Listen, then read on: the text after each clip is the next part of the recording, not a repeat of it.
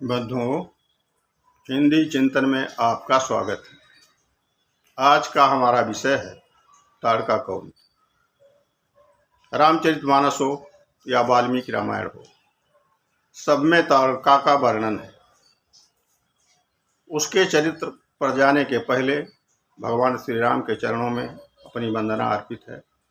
सिय राममय सब जग जानी, करहूँ प्रणाम जोरी जुग पानी। बंधुओं, पूर्व काल की बात है।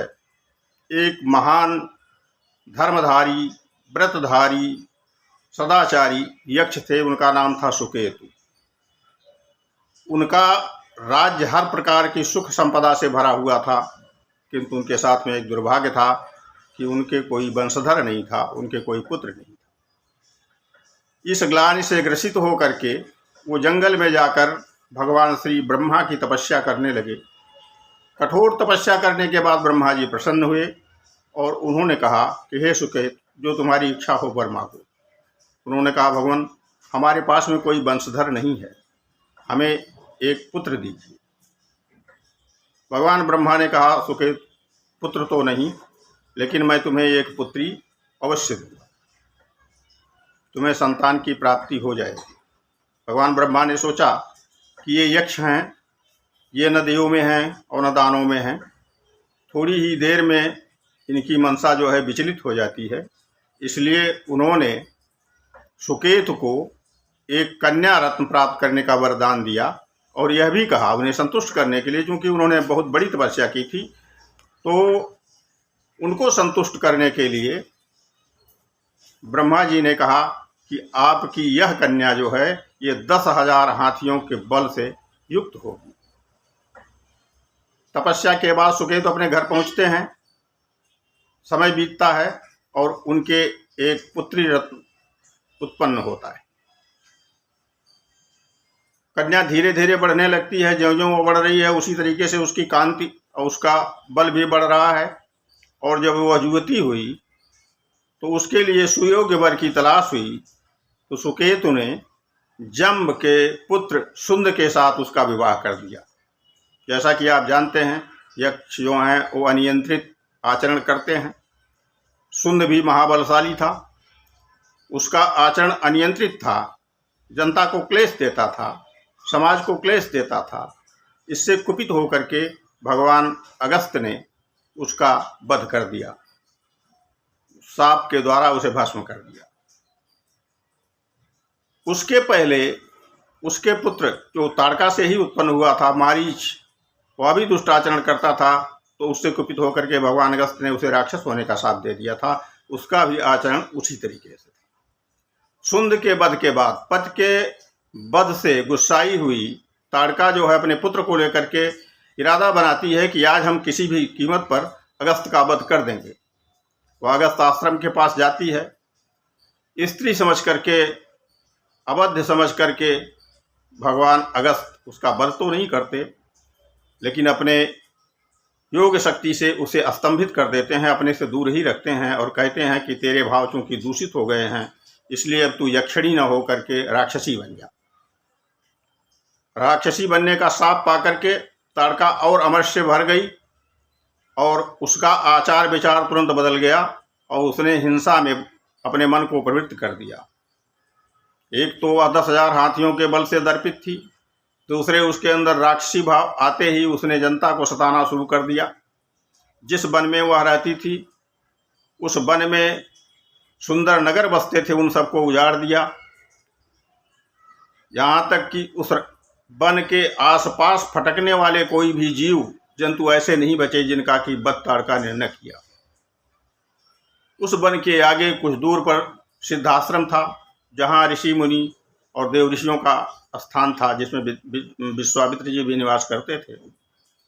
भगवान विश्वामित्र अपने शिष्यों के साथ जब तपस्या करते थे तो उसकी भनक पाकर ताड़का के पुत्र मारीच और सुबाहु अपनी सैन्य वाहिनी को लेकर के जाते और उन ऋषियों की तपस्या में विघ्न डालते। उनके द्वारा किए जाने वाले अग्निहोत्र या यज्ञ इत्यादि क्रियाओं में, आहुति देने की, यज्ञ कुंड की क्रियाओं में बाधा डालते, मांस, मदिरा या दूषित पदार्थ उड़ेल देते। जब जब ऋषि मुनि यज्ञ का प्रयत्न करते, तब तब ये राक्षस उनके यज्ञ को नष्ट कर देते, उन्हें दुख देते, उन्हें संताप देते। बार बार ऐसा होने पर भगवान विश्वामित्र ने ध्यान किया तो पता चला कि राक्षसों का वध करने के लिए श्री हरि इस समय राम रूप में अयोध्या में महाराज दशरथ के पुत्र के रूप में अवतरित हो रहे हैं, तो क्यों न उन्हें चलूँ मांग ले आऊँ और अपने यज्ञ की रक्षा के लिए उनका उपयोग करूँ। ऐसा सोचकर तो गाधी तनय मन चिंता व्यापी, बिनु हरि मरहि न निश्चर पापी। ये इतने दुर्दांत राक्षस हैं कि किसी सामान्य व्यक्ति के द्वारा इनका वध नहीं किया जा सकता है। इसलिए हमें अब हर हालत में अयोध्या जाकर के भगवान श्री राम और लक्ष्मण को ले ही आना पड़ेगा। ऐसा सोच करके प्रभु के दर्शन करने के भाव से भी विश्वामित्र जी अयोध्या की तरफ प्रस्थान करते हैं। निकट पहुंचने में सरजू जल में स्नान कर महाराज दशरथ के दरबार में पहुंचते हैं। राजा द्वारा उनका अति सत्कार किया जाता है और यह पूछने पर कि महाराज मैं आपका क्या अभीष्ट सिद्ध करूं। महर्षि विश्वामित्र कहते हैं कि हे राजन, निश्चर समूह हमें अत्यंत प्रकार से पीड़ा देते हैं, हमारे यज्ञ इत्यादि कार्य में बाधा डाल रहे हैं, इसलिए आप अपने दोनों कुमार राम और लक्ष्मण को हमें दे दीजिए। इतना सुनते ही राजा व्यथित हो जाते हैं। वो कहते हैं कि चौथे अपन पायों सुतचारी, अभी प्रवचन नहीं कहूँ संहारी। हे मुनिवर, आप तो जानते हैं कि मैं भी संतान विहीन था। चौथी अवस्था में, उम्र के चौथे भाग में मुझे ये 4 पुत्र मिले हैं। मेरे स्नेह के बारे में आप जानते हैं और इनको मुझसे दूर करने की बात कह करके आपने क्या विचार किया? क्या आपका यह की याचना जो है यह उचित है? विश्वामित्र ने कहा कि इनका उद्भव जगत कल्याण के लिए हुआ है, उसी के साथ इनका भी कल्याण होगा, लेकिन महाराज दशरथ इसके लिए तैयार नहीं हुए। उन्होंने कहा आप कहिए तो मैं अपनी सेना लेकर के चलता हूँ, उन राक्षसों का वध करूँगा, उनसे मेरा युद्ध होगा, आप निश्चिंत होकर के अपना यज्ञ संपन्न कीजिए। लेकिन विश्वामित्र जी माने नहीं। अंत में विश्वामित्र जी को कुपित होना पड़ा और जब विश्वामित्र जी को क्रोध आया तो मुनि वशिष्ठ ने उन्हें समझाया और राजा दशरथ से कहा कि हे राजन, अपने दोनों पुत्रों को विश्वामित्र के साथ कर दीजिए, इसमें इनका यज्ञ तो संपूर्ण होगा ही, तुम्हारे पुत्रों का भी कल्याण होगा। गुरु के द्वारा समझाए जाने पर महाराज दशरथ ने भरे हृदय से अपने पुत्र राम और लक्ष्मण दोनों को विश्वामित्र जी के शरण में दे दिया। चलते समय राम से कहा कि हे पुत्र राम, जिस तरीके से तुम मेरी आज्ञा का पालन करते हो, उसी तरीके से विश्वामित्र जी की आज्ञा का भी पालन करना, इन्हीं को आज से पिता मानना। ऐसा कहकर महाराज दशरथ विदा करते हैं विश्वामित्र जी को और राम लक्ष्मण को। आगे चलते हुए जब ताटका वन नज़दीक आता है तो विश्वामित्र जी कहते हैं कि हे राम, यहाँ से चलने के सिद्धाश्रम पहुँचने के लिए हमारे दो रास्ते हैं। एक रास्ता घूम के जाता है, उसमें विलंब होगा। एक रास्ता ये सीधा है, लेकिन इसमें जोखिम बड़ा है। यहाँ एक भयंकर राक्षसी निवास करती है जो किसी भी जीवधारी को देखते ही उसका वध कर देती है, उसका भक्षण कर जाती है। अब आप बताएं कि हम किस मार्ग से चलें। भगवान श्री राम ने कहा कि महाराज सीधे मार्ग से चलिए, जरा हम भी तो देखें वो कौन है। विश्वामित्र जी जब आगे बढ़े, ताटका को भनक लगा कि कोई मानव जो है हमारे जंगल में प्रवेश कर गया है, तो भयंकर रूप धारण करके चली। उसे आता देख विश्वामित्र ने कहा, अरे रुक, देख ये रघुवंशी वीर हैं, इनके सामने तू अपनी शक्ति का प्रदर्शन न कर। विश्वामित्र के ऐसा कहने से अमर से भरी हुई ताटका ने धूल का बौंडर उठाया, जिसमें चारों दिशाएं ढक गई और वह भयंकर रूप धारण करके विश्वामित्र के सामने आई। भगवान विश्वामित्र ने भगवान श्री राम से कहा कि हे राम, तुम इसका वध करो। भगवान श्री राम ने कहा, महाराज सब कुछ तो ठीक है, लेकिन नारी अवध्य है तो स्त्री है, इसको मैं कैसे मारूं? भगवान विश्वामित्र ने कहा, हे राम, जो स्त्री समाज के लिए, पापाचारिणी स्त्री समाज के लिए लोकहित के विरुद्ध जाकर के कार्य करती है, ऐसी स्त्रियों का वध करने से कोई पाप नहीं लगता है। और राजा के लिए तो चाहे कोई पाप आचरण भी करना पड़े, लेकिन उसके जरिए उसके लोक का, उसके प्रजा का हित होता है, तो राजा के लिए वह कार्य जो है करने योग्य होता है, वह निंदनीय नहीं होता है। इसके उदाहरण के रूप में महाराज बल की बहन मंथरा, जो संपूर्ण लोक को तबाह करने के बारे में सोच रही थी, उसका वध इंद्र ने किया। इंद्र को समाप्त करने के भाव से भृगु पत्नी का वध भगवान विष्णु ने किया। ऐसे आप भी इस दुष्ट ताटका का वध कीजिए।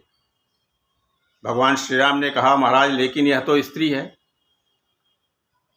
भगवान विश्वामित्र ने कहा, अच्छा राम, एक बात बताओ कि दुनिया में सबसे बड़ा पाप क्या है? भगवान श्री राम ने कहा कि दुनिया में सबसे बड़ा पाप विश्वासघात है। तो विश्वामित्र जी हंसे और बोले, तुम क्या कह रहे हो और कर क्या रहे हो? तुमने कहा था सीधे मार्ग से चलो, और यहाँ पर जब ताटका से सामना हो गया तो कह रहे हो तो स्त्री है। वह स्त्री भले ही है, लेकिन वह मांस भक्षण करने वाली महादुष्टा है। वह हमारा आप सबका वध कर देगी अगर आप इसी तरीके से धर्म विचार करते रहेंगे। तो मेरा आदेश है कि आप इसका वध कीजिए। प्रथम तो भगवान श्री राम ने गुरु की आज्ञा को स्वीकार करते हुए ये सोचा कि इसे शक्तिहीन कर दूं, जिसके कारण स्त्री वध से भी बच जाऊं और हमारा रास्ता भी साफ हो जाए। उन्होंने अपने तीखे नुकीले बाणों से ताटका के हाथ पैर काट दिए, लेकिन वह मायाविनी थी। वह अंतर्ध्यान हो गई और भयंकर रूप से पत्थर, बालू, मांस इत्यादि का वर्षण करने लगी। चारों तरफ से इस तरीके से दूषित पदार्थों का अपने ऊपर प्रहार देख करके भगवान श्री राम ने एक बाण उठाया। तो ये एक ही बाण प्राण हरि लीना, और दीन जानते ही निज पद दीना। एक ही बाण में भगवान श्री राम ने ताड़का का वध कर दिया, और ताड़का का वध करने के साथ साथ उस जंगल के मार्ग को निष्कंटक बना दिया। भगवान श्री राम के इस बल पौरुष को देख करके महर्षि विश्वामित्र जी बहुत प्रसन्न हुए। हृदय से आनंदित होते हुए उन्होंने कहा, हे राम, दुनिया में, इस ब्रह्मांड में जितने शक्तिशाली अस्त्र हैं उन सबका मुझे ज्ञान है, और कुछ अस्त्र ऐसे हैं जिनका मैंने स्वयं निर्माण किया है। अब आपके अलावा उन अस्त्रों को धारण करने के लिए कोई दूसरा व्यक्तित्व नहीं है, इसलिए आप उसे ग्रहण करें। ऐसा कह करके तमाम प्रकार के अस्त्रों को विश्वामित्र जी ने राम को समर्पित किया। वे सारे अस्त्र मानव रूप धारण कर भगवान श्री राम के सेवा में उपस्थित हुए। भगवान श्री राम ने उनसे कहा कि आप लोग अपने अपने स्थान को जाएं, मैंने आप लोगों की छवि को अपने हृदय में धारण कर लिया है, और जिस समय मुझे आपकी आवश्यकता पड़ेगी मैं आपका आवाहन करूंगा और आप मेरे पास आ जाइएगा। ऐसा सुनने के बाद में सारे अस्त्र भगवान को प्रणाम करके अपने अपने धाम को चले गए, और महर्षि विश्वामित्र अपने साथ राम और लक्ष्मण को लिवा करके वहीं उस रात कुछ दूर आगे जाकर के रात्रि से विश्राम किया। उनके विश्राम करने मात्र से उस जंगल का जो शाप था वो समाप्त हो गया। दूसरे दिन उठ करके ये अपने सिद्धाश्रम पहुँचे, जहाँ इन्होंने अपने यज्ञ का प्रारंभ किया, और भगवान श्री राम की देख रेख में वह यज्ञ संपन्न हुआ। इस तरह से ताटका की कहानी खत्म होती है। जय श्री राम, जय सनातन।